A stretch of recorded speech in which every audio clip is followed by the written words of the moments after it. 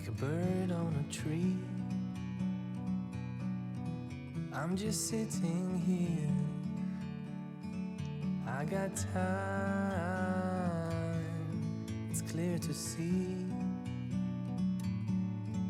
from up here.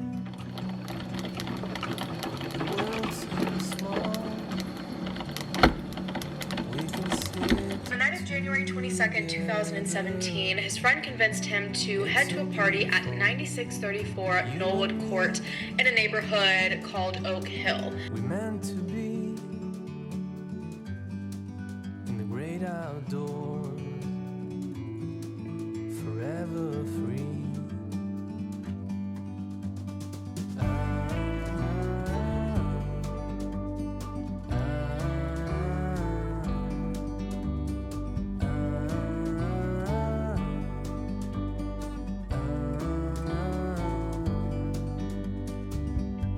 Sometimes you need to go and take a step back to see the truth around you. From a distance you can tell.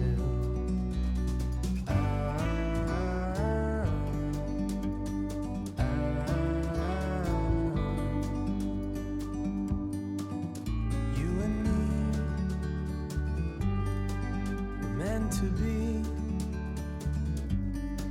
in the great outdoors, forever free. You and me, meant to be in the great outdoors, forever free.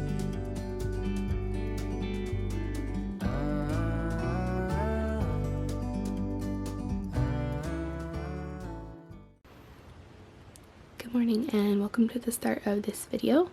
In this video, as the title would suggest, I am going to be catching up on my Goodreads goal for the year. If you don't use Goodreads, you might not know that every year they put out the reading challenge at the beginning of the year. Basically, you go in and select how many books that you anticipate you'll be reading that year, and then throughout the year they kind of have a feature on there that will update you on whether you're on track, behind schedule, or ahead of schedule. Right now, my Goodreads is telling me that I am 12 books behind schedule. I selected 100 books to read this year and I am just over 50, so well behind. What I am doing this year and what I've done before in previous years is do a reading sprint to try and catch up on my goal. And I do that by selecting some of the shortest books that I want to read and reading them all at once. You saw a clip earlier of some books that I had purchased that arrived a couple of days ago, and those are some of the books that I want to read. In addition, I have a couple of audiobooks that I'm hoping to get to. One is Upright Women Wanted by Sarah Gailey, and the other is Things Have Gotten Worse Since We Last Spoke by Eric something. I don't remember his last name, but those are a couple of ebooks that I have on my Scribd app that I'm hoping to read as well. So those are the books that I'm going to be reading.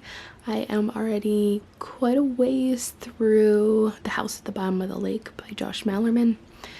So I'll probably be finishing that one up today, and I will give you an update later on how that went. Okay, I am going to Starbucks now with Ollie to get some coffee, and I'll talk to you soon. Bye. You and me, we meant to be in the great outdoors, forever free.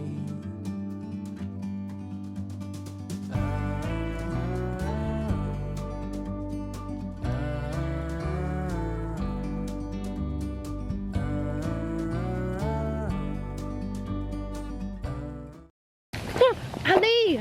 Maybe it's Jesus. a spider. I didn't want to scare you, but it's a big spider. Hello, it's me. The girl who never updates you while she's reading a book. I finished The House at the Bottom of the Lake by Josh Mallerman, and I must say it was quite excellent. This book is about two kids, Amelia and James, who are going out on their first date, and they decide to go out on a little canoeing trip across a lake. And while they are out on this trip, they discover like a kind of a culvert that brings them to a secret lake, and there they discover that there is a house submerged at the bottom of the lake. The title might have given that one away for you, but they discover that, and then the whole story is them exploring this house and, you know, trying to figure out how it got there, and then kind of their fall into obsession with this house. And I really enjoyed it. I think it is classified technically as a horror novel.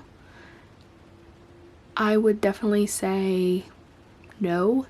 To me, it's more like a suspense novel, because there's nothing terribly horrifying about it. It's more like just this extreme building sense of unease throughout the whole book. I thought that it was really well done. I liked the characters. I liked how slow Josh Malerman was able to make the pacing feel for how short the book was. I don't mean that in a bad way at all. Like, it just felt like you were developing a storyline slowly over time. I think part of the reason that it felt so complete was kind of where you drop in at the beginning of the story. A lot of books, you know, you either are dropping in on an established relationship, like a long established friendship, or, you know, a relationship, a romantic one, or you're dropped in and you are watching, you know, the characters build up a bond of some kind and watching them to come together. And in this one, it was kind of a mixture of both. I mean, we have two characters who clearly know each other, maybe from school or whatever the case may be, but you're not watching it, you know, build up to a point where they finally tell each other they like each other. Like, it starts off them asking each other on a date and then going. And so I think that element was really good. Overall, I really liked it. I would give it probably 5 stars. So now that I've completed that one, I have moved on to my next read, which is The Murders of Molly Southbourne. It is about a character who is a little bit Hydra-esque in the sense that when she spills any blood, it forms a clone of her, who then attempts to kill her. It's very interesting so far. I've never read anything like it, and that's easy to say. But it's a cool concept, and I'm interested to see where it goes. I like the writing so far, and it's another one that's definitely taking its time to build up the scene and let you get to know Molly. So I feel like this will be another one that the page count doesn't affect reading experience at all, so that's always great. So I'll keep you updated on that one, and we'll keep on keeping on. I am headed up to Portland, Maine to visit one of my best friends at her new apartment, and the drive is like an hour and a half long, so I figured it would be a good opportunity to listen to an audiobook. So I'm going to be listening to Upright Women Wanted by Sarah Gailey. This one is pretty short, which fits the bill for the theme of this vlog. So I will be listening to that one. I'll let you know my thoughts. Long drive ahead of us, and we have some Starbucks to alleviate the pain. You wrote to insurance? Today? I did, Esther answered. Hello. I'm just trying to give you a different angle than me laying on my bed.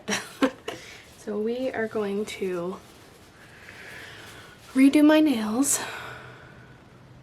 And I'm going to talk to you about the two books that I read, which are The Murders of Molly Southbourne by Tade Thompson and Upright Women Wanted by Sarah Gailey.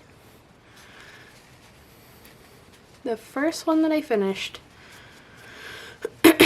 was The Murders of Molly Southbourne, and this was another book similar to The House at the Bottom of the Lake that I just felt like was in no way affected by how small it was. I mean, the book is only 114 pages, I believe. I don't have it right in front of me because of this, but I think it was like 114 or 117 pages.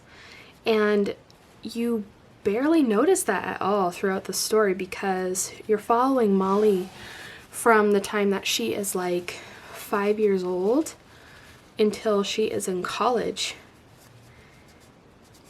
And the book really spends a lot of time like letting you get to know who Molly is as a person and the condition that she has, which is that she forms a clone anytime that she spills any blood.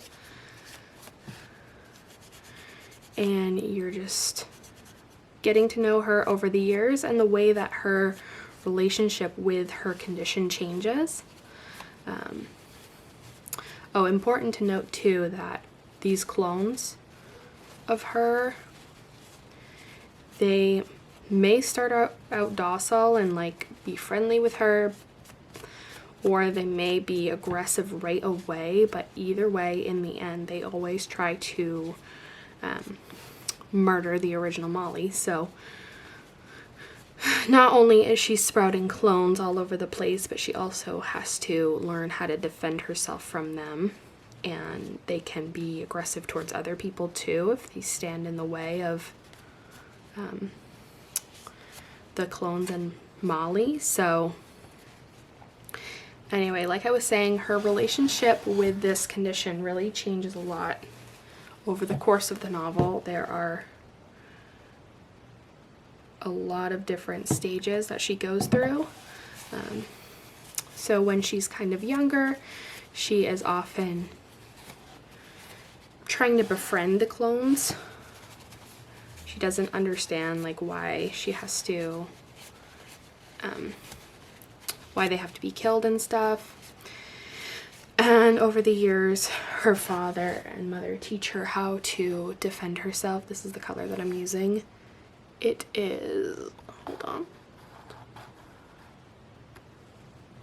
It is the Expressi line, and the color is Not So Low Key. So,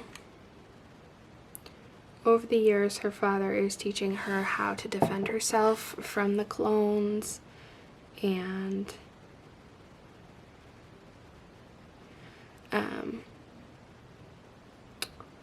how to prevent them from growing and stuff.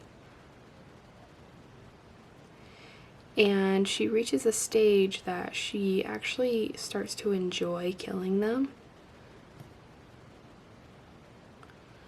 And I thought that was an especially interesting part of the book to show how her feelings about these clones and about her condition really alters over the course of time.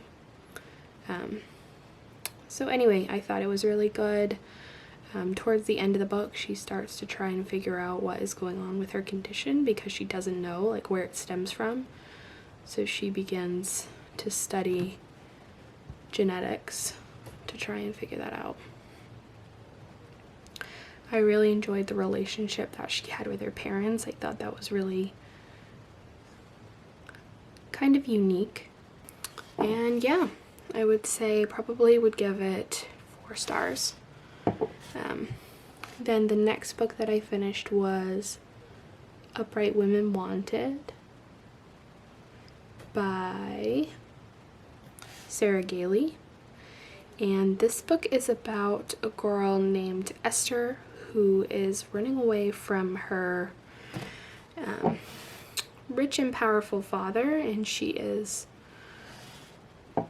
running away to join the librarians, who are, of course, not quite your average librarians. They are kind of nomadic women who are going around from town to town spreading information, and also they have a little bit of a not so legal side hustle as well, which gets explored throughout the book.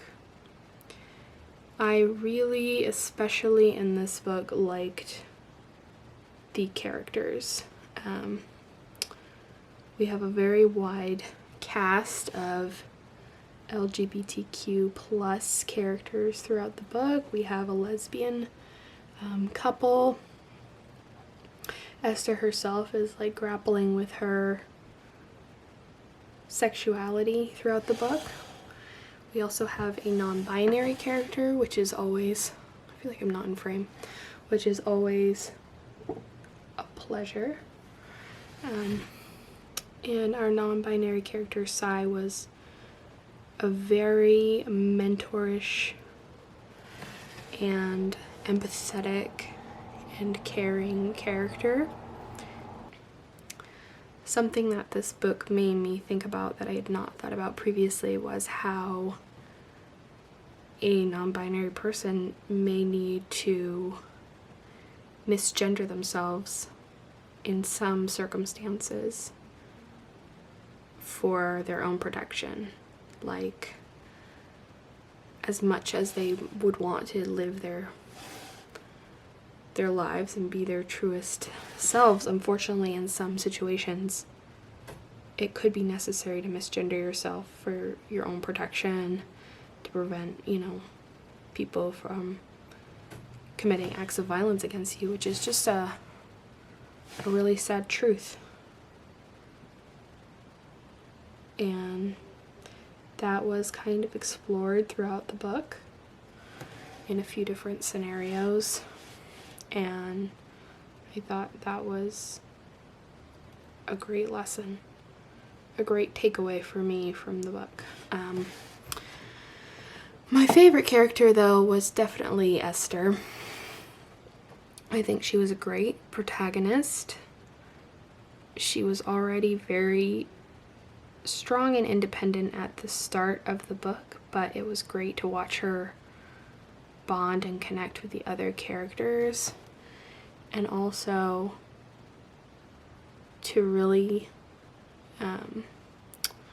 develop over time. And something that I noticed was at the beginning of the book, she has a lot of kind of like upper class woman skills, like something you might learn at finishing school or something like that, like how to cook and how to sew. And she kind of gets harassed by the other librarians for this, and they just kind of tease her about this and stuff. But over the course of the book, she really uses these skills and makes herself useful. She uses the sewing skills to do some bookbinding for the librarians, and she cooks for the whole crew. And so she really starts to alter people's perception of her, and where they kind of made fun of her in the beginning for being so naive and so, you know, unaccustomed to taking care of herself, by the end they really have respect for her. And I liked that not only did she develop skills like horseback riding and shooting and stuff like that, but she changed their perspectives about her. I think that really shows a strong character. Overall, I would give that book probably 4 stars as well. I really enjoyed it, but I think there could have been more plot. But yeah, would definitely recommend. So those are the 2 books that I read. Now I also started reading The Empress of Salt and Fortune, and I am putting it down. I started reading it and it is good. I think I will like it, but I'm just not in the mood for it right now. It is very, I feel like, you know, I'm not that far into it, but it feels very like you need your full attention on it to understand what's happening, and I'm just not in that headspace right now. So I'm gonna put that one down for now. I'm gonna move on to another book, and I'm going to probably go with Things Have Gotten Worse Since We Last Spoke next. I hope you enjoyed watching me do my nails, and I'll see you in my next reading update.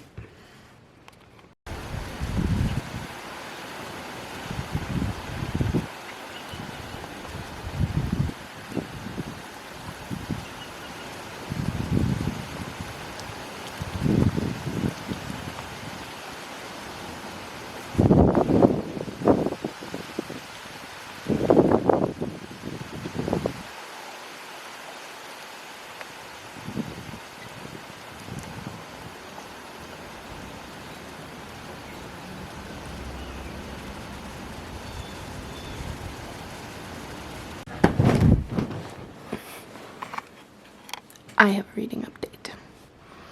I am probably a third of the way through Things Have Gotten Worse Since We Last Spoke, and I would say it's significantly more disturbing than I was expecting, and also a different brand of disturbing than what I was expecting. I was thinking like gory disturbing. I think that's what I was anticipating it to offer me. And maybe it does get gory, but right now it's just like, oh, I can see how many bad places that this can go. And I'm seeing it's a very manipulative relationship that is starting to unfold. Very controlling, and you can see the way that the power dynamic is shifting, and that the controlling character is starting to use exert some power over the submissive character, and also gaining her trust, and starting off with small exercises of pushing boundaries that I assume will then graduate to bigger examples of it, and exactly the type of sick and twisted thing that I like to read. I'm enjoying it. Not in like a I'm gonna recommend this to everyone I know type of a way, but definitely in a can't take my eyes off the page type of a way. So yeah, third of the way through, and I will probably be able to do a final update tonight on how it turns out, because I think I will finish it pretty quick. So I just finished Things Have Gotten Worse Since We Last Spoke.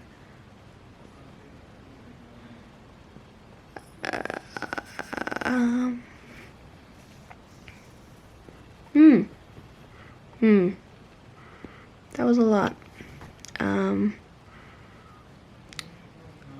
It's really gross.